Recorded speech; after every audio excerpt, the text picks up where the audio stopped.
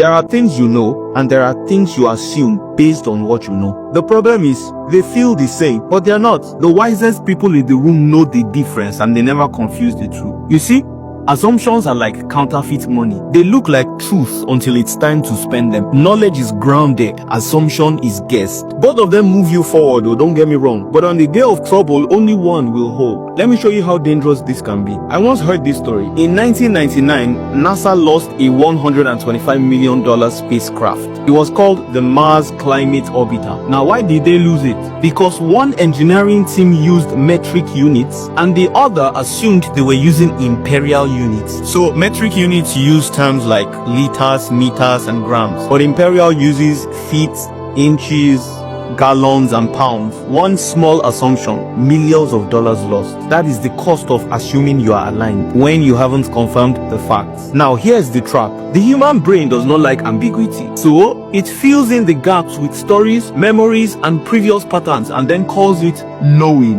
But what you then have is not clarity, it is familiarity dressed up as certainty. We've all been guilty of this. Think of a courtroom, right? Knowing is evidence, assumption is speculation. Only one wins the case. Every single day you are judge, jury, and executioner of your own decisions. So the question is, are you convicting your life based on facts or based on feelings that only look like facts? Wisdom, as I've come to learn, is not in having all the answers. It is in knowing when you are guessing. Get this.